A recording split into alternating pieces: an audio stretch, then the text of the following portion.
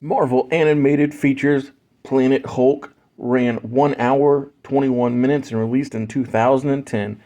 Before we see much of anything, we hear a countdown, then it is revealed the Hulk is in the ship that was getting counted down for launch. The Hulk hears a message from the Illuminati, but Iron Man is the one who delivers the message specifically. Tony apologizes for sending Bruce away, but it is for the safety of those on Earth. Outside the ship, it is shown that on a planet, a man is praying for the health of his world and for the Savior they have been promised to fix the divide his people are suffering from. Back inside the ship, and Tony's message continues playing, but it is now being blended with the man on the planet's prayer. While both men speak, the Hulk acts and breaks free, leading to the ship crashing on the planet that the man had been praying for a warrior savior on. At the ship crash, Hulk is super angry, which is on brand for him. Hulk gets ambushed by a bunch of bug humanoid things that stab him. Then soldiers arrive and shoot Hulk with an obedience disc that also has a translator built in to allow them to command Hulk to kneel. The bug people tell the King's Guard that they found him, so the Hulk is theirs. Obviously, the royal hired guns do not play by the rules, and they shock the Hulk unconscious while ignoring the bug folks. When the Hulk wakes up, he is in prison with a bunch of other characters. Laven, Meek, Korg, Elion. Laven is a former member of the King's Guard. He explains to the Hulk that he has been sold into slavery. The former soldier lays out his plan for the upcoming battle. Laven, the former commander, is here because he opposed the Red King taking over. The king has the best seat in the Colosseum. All of the enslaved crew are allowed to use a weapon of their choice in the Colosseum fight, although Korg is taken aback when he sees that the team must fight his own people that he thought had all died already. Hulk just walks away from the fight. He doesn't seem to care. Laven and an android, on the other hand, fight the rock-like people of Korg's origin, and Meek's other bug alien kind all get killed off while Meek hides from the fight. Korg needs to fight his people if the team is going to survive and continue to fight for their freedom. Korg reluctantly fights his brother Marcus. When he is downed, Korg uses Marcus's body as a weapon against the rest of their people. Hulk wants to fight the king himself, who is at the head of the whole show. As the Hulk goes to take out the king, a huge monster is released for the heroes to take on. The king thinks that the Hulk is no longer a problem until he bursts out of the monster, killing it in the process. Everyone, including the king, claps for this, and the Hulk jumps at the king, but the king comes to the fight. The Red King enters the arena in golden armor. He also has a huge sword. Hulk has a sword of his own, but before he can end the king, the royal lieutenant lady enters the arena also to make it a 2-on-1 fight, as the king's people control the obedience discs. This big time is not fair. The Red King plays to the crowd like the big heel he is, proclaiming that he will spare the Hulk and allow him to continue entertaining the masses inside the arena as the champion of the gladiators. Back to the prison with the winners. What a prize. They have a funeral for those who they lost in the fight. Laven explains he was locked up for turning on the Red King. Meek is happy to be in a family type setting, which is a weird way to look at being in prison. They do flashbacks to clarify how the Red King came to power and what it means for each of the convicts here. The Red King was once thought to be the prophesied one, but now these people don't think he is. When Korg explains what got him here, we see Thor and Beta Ray Bill. Korg's people used a weapon on the Asgardian that should have stopped a whole army, but didn't seem to faze the two warriors. To flee from Thor and Bill, Korg's people went through a wormhole that led to them crash landing here on Sakaar. They tell more backstories than go back to the battlegrounds. It is stated that if the slaves win 3 fights in a row, they'll win their freedom. But let's be real, when has that ever been true? The whole thing reminds me of Star Wars Attack of the Clones. The monsters didn't kill the heroes, so send in the droids. Hulk fights it this time around, and he makes the droids look like they're made out of soda pop cans. The Red King then sends in a serpent-looking, laser-wielding robot that is not so easily taken down, but when the king thinks that the snake bot will do the job, it also fails. Kyra, the lieutenant to the king, goes to the prison lockup to get the Hulk. She asks him what he knows of her king, and she refuses to hear anything negative about the Red King. She then tells Hulk of an invading infection that they called spikes, and how it overran the planet. She, Kyra, believes that the Red King was their savior, and that's why that she doesn't want to hear anything bad about him. She is immune to the infection, but he killed all of her friends and family. This must be why she treats the king as if he is her family. As of now, I'm not getting the connection between the infection and the Hulk.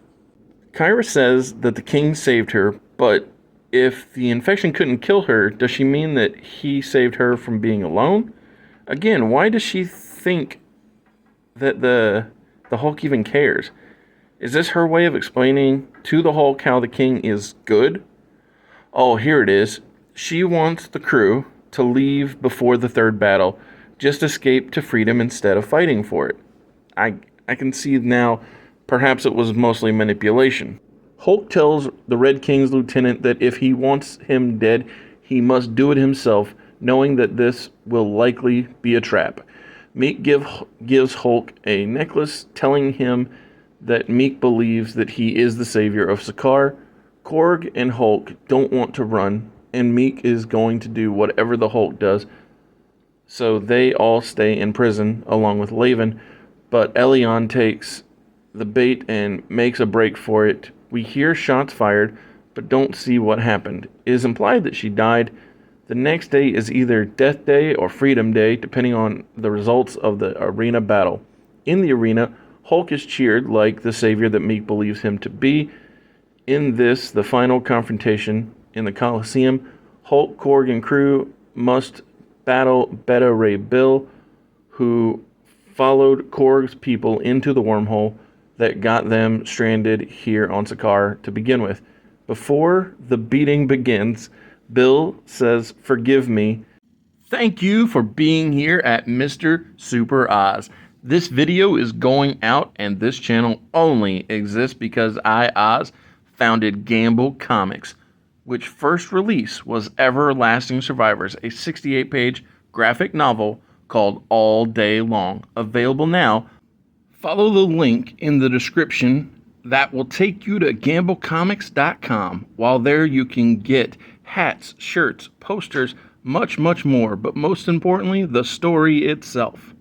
Coming soon from Gamble Comics, BC Brute.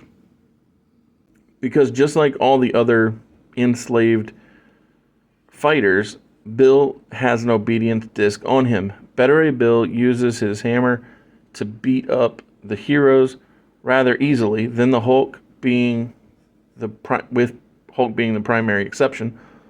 Bill even tells Hulk that tales of his rage echo through Asgard. I like that Hulk tells Bill he ain't heard nothing yet as they go at it, and Beta Ray says The Hulk has his sympathy as one of them must die, and Bill tells the Hulk, "It will not be me." Hulk is bleeding green blood. His falling blood lands on the ground, and plants spring to life from the dead ground. Due to the necessity of it, Bill is freed from the obedience disc while the Hulk is crushing him. The Red King comes down to allow the newly freed slaves to prove their loyalty to him, the king, as he brings Elion, who wasn't killed during the attempted escape, and she was held for this reason. The king wants the newly freed people to kill this traitor and prove they're on his side, but they will not, so the king declares that they should be sentenced to death as traitors. Korg thankfully stopped Hulk from crushing Beta Ray Bill during their fight, and when he recovers, he's able to free all the other who are under the clutches of the disc with the power of, like, Thor's electricity hammer stuff that we all recognize. I've always been a fan of Beta Ray Bill, thought he was a noble guy. Bill offers to take Hulk home, but after the betrayal of his friends, primarily Iron Man, Hulk no longer feels like Earth is his home. Hulk tells the Red King not to come after them as they depart. Hulk then leaves the crew of rebels. I'm sure he is struggling to trust anyone. Meek is not happy. He says, "You are Green Savior." Meek is a really fun character. His last plea is Meek is Hulk's friend, and Hulk yells, "I don't need any friends." The king orders his people to hunt down the monster. Kyra doesn't want to leave the king's side, but she is made to go. We see where the rebels are hiding out. Clearly no Hulk. The Hulk is taking huge leaps along the empty part of the planet. Reminds me of Ang Lee's film.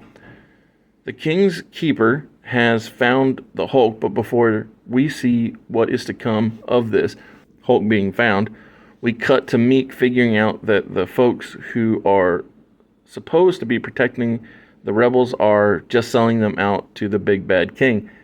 Meek has grown so much since the first fight, where all he wanted to do was hide out and not fight. Now he is willing to stand up to the king, holographic version anyway, and say Meek will not let his hive be harmed. He then stabs the turncoat. Way to go, little guy.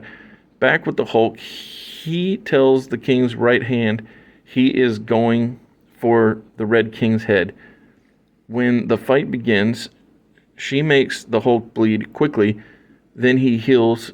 She is shook when she sees the spike. Infection is back, and the fight is off, as the king's loyal lady knows the destructive power that this has, and it makes the Hulk seem manageable in comparison.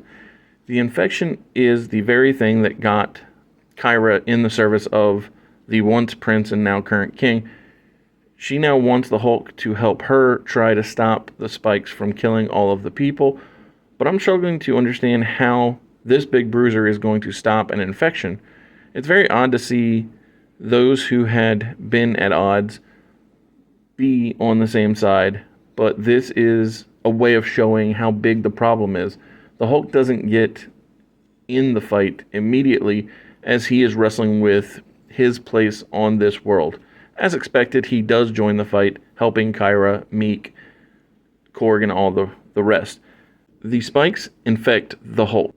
This is when the truth gets revealed that the Red Prince was behind the chemical warfare in the first place, and now the Red King admits that it was his secret weapon. He is so proud that he is able to wield this weapon to keep the masses in check.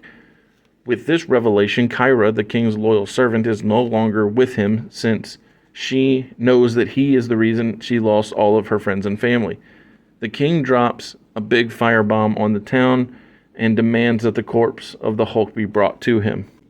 It has been shown all movie long that the Hulk's blood is different, and had it been played down instead of being obvious the whole time, perhaps it could have been a bit more surprising, but at least I do believe that the king is egotistical enough to not see it coming. Hulk has been healed from the infection. I enjoy Hulk saying, "I'm not dead, I'm mad." Time for round two of Hulk versus the Red King. The King does all right early with his armor and his sword, but like Marvel enjoys saying, Hulk is the strongest there is.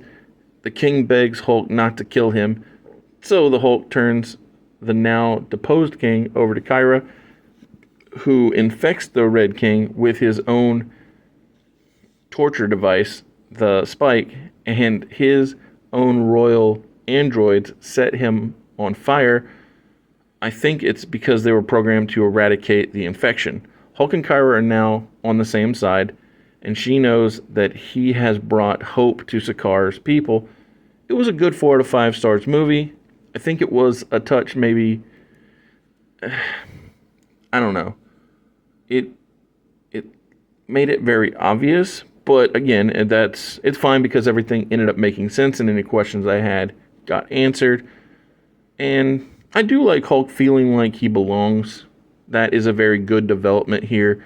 Even the credit sequence was good to look at, which is kind of rare. So I'm happy about that.